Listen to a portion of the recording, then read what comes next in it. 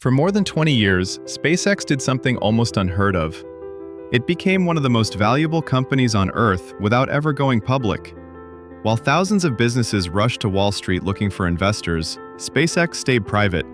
It raised money behind closed doors. It answered to no public shareholders. And it built a company worth hundreds of billions of dollars. Along the way, it revolutionized the space industry, launched astronauts into orbit, created the world's largest satellite internet network, and became one of the most influential companies of the 21st century. It seemed like the perfect arrangement. SpaceX had access to billions in private capital. Investors were desperate to buy shares. And Elon Musk repeatedly suggested that remaining private allowed the company to focus on long-term goals instead of quarterly earnings reports. So when SpaceX finally decided to go public, it raised a question that investors, analysts, and employees had been asking for years. The Austin American-Statesman reports Bastrop-based SpaceX is planning to go public. The company. Why now? Why would a company that never needed Wall Street suddenly open its doors to the public? And more importantly, what does SpaceX need your money for? This is the story of why SpaceX finally went public. I'm Ahmed, and this is the Money Archives. Most companies go public for one simple reason. They need money. Maybe they're a fast-growing startup that needs cash to expand. Maybe they're building factories, opening new locations, hiring thousands of employees, or paying down debt. Whatever the reason, the formula is usually the same. A company sells shares to the public, investors provide capital, and everyone hopes the business grows. That's the traditional story. SpaceX was anything but traditional.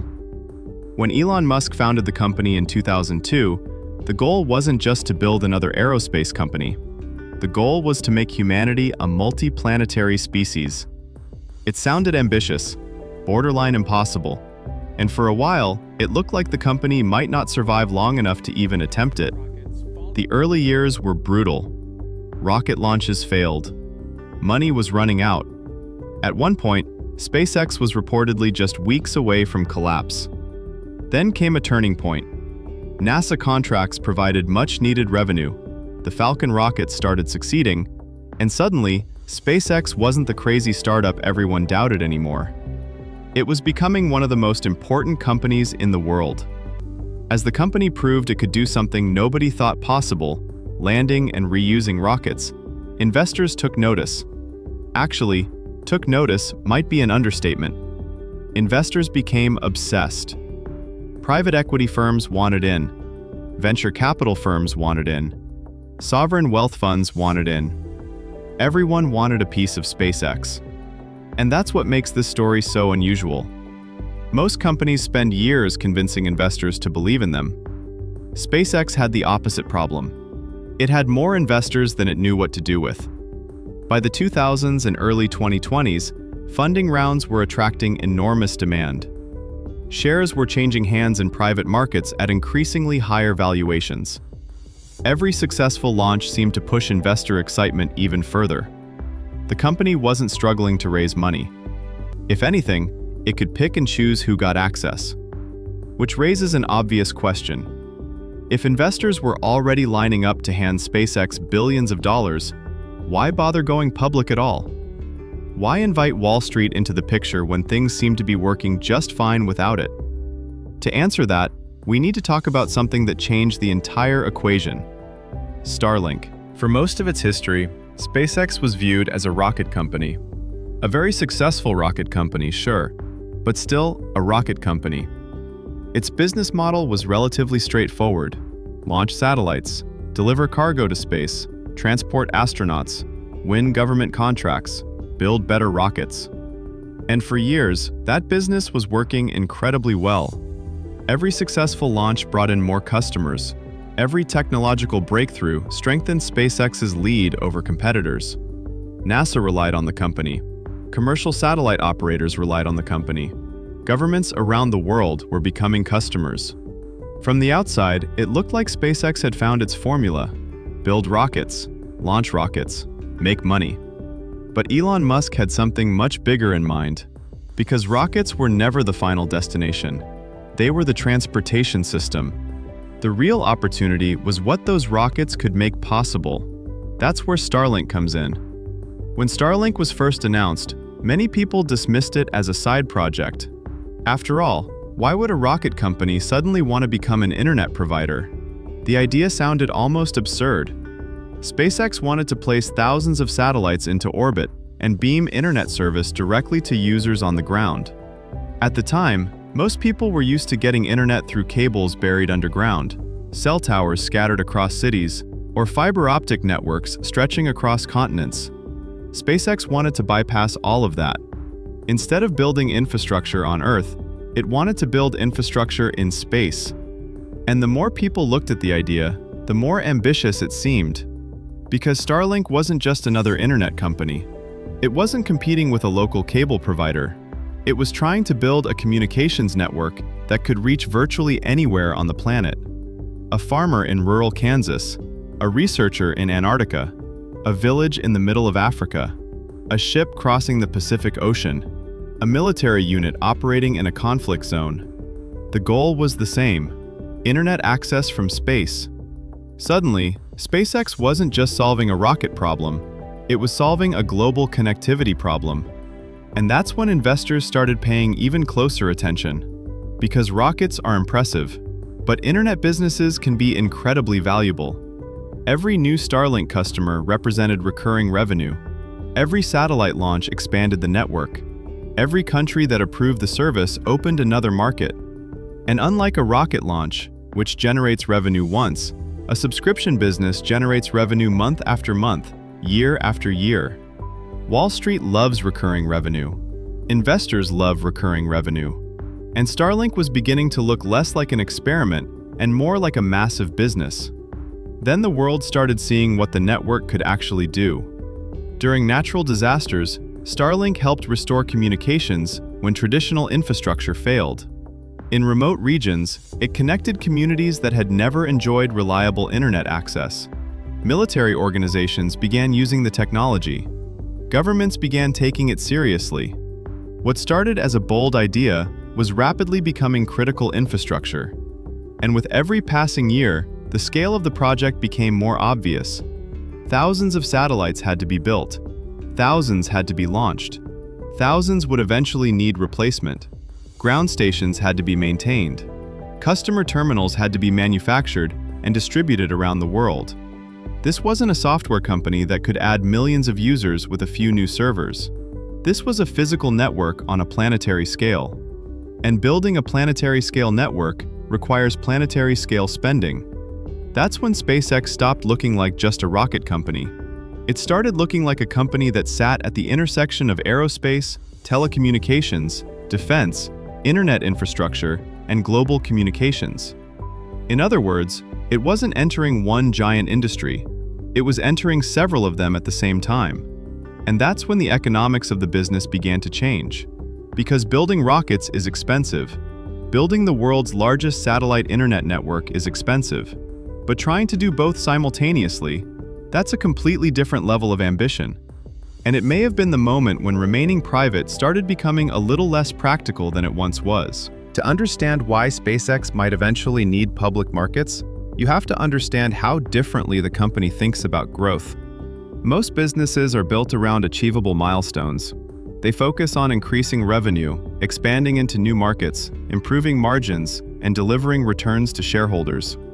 Even highly ambitious companies tend to operate within the boundaries of existing industries. SpaceX has never really fit that mold. From the beginning, Elon Musk's vision extended far beyond building a successful aerospace company. The rockets, launch contracts, and satellite businesses were never intended to be the final destination. They were tools designed to support a much larger objective, making humanity a multi-planetary species. It's a goal that has been repeated so often over the years that it almost sounds familiar now. But when you stop and think about it, it's one of the most ambitious objectives ever pursued by a private company. Establishing a permanent human presence beyond Earth isn't simply a technological challenge. It's an economic challenge on a scale that few businesses have ever attempted.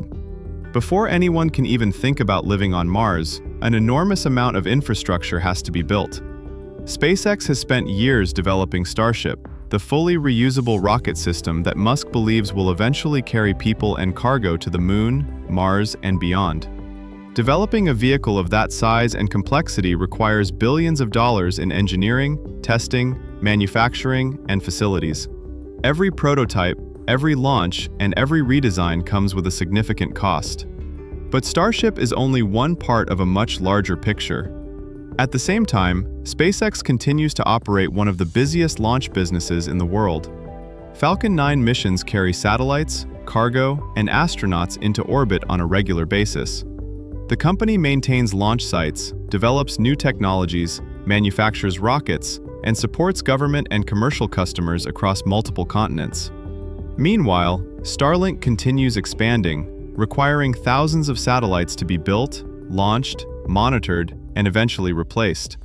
What makes SpaceX unique is that these aren't separate businesses operating independently. They're all connected to the same long-term vision. The launch business helps fund future development. Starlink generates recurring revenue that can support larger projects. Starship is intended to reduce the cost of reaching space. Each piece is designed to strengthen the others. The challenge is that pursuing all of these goals simultaneously requires an extraordinary amount of capital. For years, private investors were willing to provide that capital. Venture capital firms, sovereign wealth funds, and major institutions eagerly invested in the company, often valuing it higher with each funding round. Demand for SpaceX shares became so strong that access to the company was often limited to the largest and most well-connected investors. Yet, even with strong investor demand, there comes a point where the scale of a company's ambitions begins to outgrow traditional private funding. Public markets offer something fundamentally different.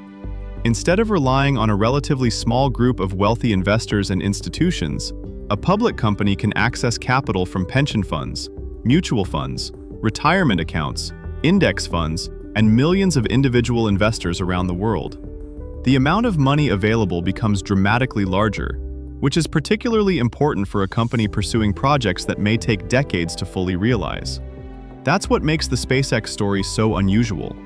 Most companies go public because they need money to survive, or because they need capital to continue growing. SpaceX, on the other hand, had already become one of the most valuable private companies in the world. It wasn't struggling to attract investors. If anything, investors were competing for the chance to participate. Instead, the decision appears to reflect something much bigger. As SpaceX's goals expanded from launching rockets to building global communications networks, developing next-generation spacecraft, supporting lunar missions, and eventually pursuing Mars colonization, the amount of capital required expanded as well. In that context, an IPO begins to look less like a fundraising event and more like a strategic decision. Not because SpaceX lacked money, but because its ambitions may have reached a scale where access to public markets became increasingly valuable. And while investors were eager for that opportunity, there was another group that had been waiting even longer for SpaceX to take this step: its employees. By the mid-2020s, SpaceX had become one of the most valuable private companies in the world. It had access to enormous amounts of private capital, investors were constantly looking for opportunities to buy shares, and demand often exceeded supply. From the outside, there didn't appear to be any urgent reason for the company to go public. Unlike many businesses that turn to Wall Street because they need funding, SpaceX seemed perfectly capable of raising money on its own terms. But as the company grew, new challenges began to emerge. One of the most important involved the people who had helped build SpaceX into what it had become. When most people think about the company, they picture Elon Musk, reusable rockets, and ambitious plans for Mars. What often gets overlooked are the thousands of engineers, technicians, software developers, factory workers, and managers who spent years turning those ambitions into reality. Many of those employees were compensated not only with salaries but also with company stock. As SpaceX's valuation climbed higher and higher, those shares became incredibly valuable. The problem was that much of that wealth existed only on paper. Owning stock in a private company is very different from owning stock in a public one. Even if your shares are worth millions of dollars, selling them can be difficult. Transactions are often restricted, buyers are limited, and employees may have to wait months or even years for opportunities to cash out. As SpaceX matured, the pressure to create liquidity increased. Employees who had spent years taking risks alongside the company wanted access to the value they had helped create. Early investors wanted greater flexibility, and potential new investors wanted a simpler way to participate in one of the world's most sought-after companies. An IPO offered a solution to all of those issues. By creating a public market for SpaceX shares, employees could finally convert years of paper wealth into real wealth, whether that meant paying off debt, buying a home, funding retirement, or simply securing their financial future. However, employee liquidity was only one piece of the puzzle. The larger story was that SpaceX itself had evolved into something far bigger than the company it once was. What began as a rocket manufacturer had transformed into a business operating across multiple industries at once. SpaceX was launching satellites, supporting NASA missions, developing Starship, expanding Starlink's global communications network, pursuing defense contracts, and laying the groundwork for future lunar and Mars missions. Each of these projects required enormous resources, and together, they represented one of the most ambitious collections of initiatives ever pursued by a private company. As the company's ambitions expanded, so did its financial requirements. Building rockets is expensive. Building a global satellite internet network is expensive. Developing the technology needed for future space exploration is even more expensive. While private investors had been willing to fund these efforts for years, the scale of SpaceX's long-term vision was reaching a point where access to public markets could provide advantages that private funding alone could not. For years, remaining private gave SpaceX something incredibly valuable: freedom.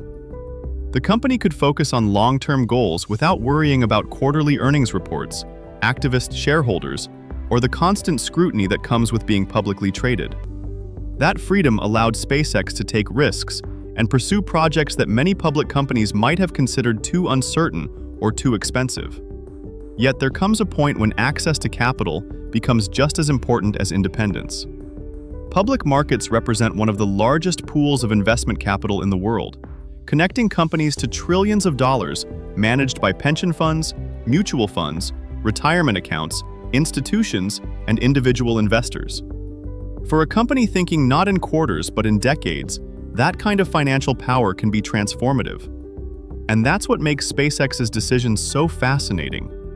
This wasn't the story of a struggling company looking for a lifeline, or a business desperately searching for investors. In many ways, it was the exact opposite.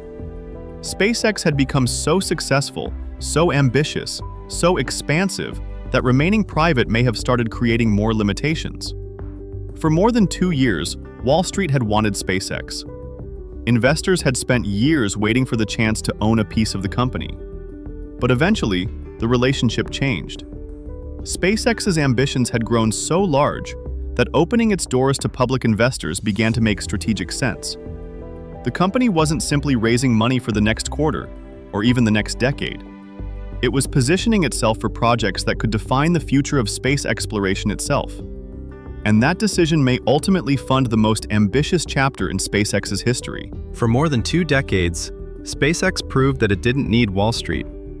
It raised billions in private markets, attracted some of the world's biggest investors, and built one of the most valuable companies on the planet without ever selling shares to the public. But over time, the company changed. What started as a rocket company became a global communications network, a launch provider, a defense contractor, and a company determined to make life on another planet possible. And as those ambitions grew, so did the amount of money required to fund them. In the end, SpaceX didn't go public because it was running out of options. It went public because its vision had become bigger than ever. For years, Wall Street wanted SpaceX. Now, SpaceX wants Wall Street too. And whether that partnership helps build humanity's future in space remains one of the most fascinating business stories of our time. If you enjoyed this video, be sure to subscribe to the Money Archives. And let me know in the comments, what company or financial empire should we uncover next?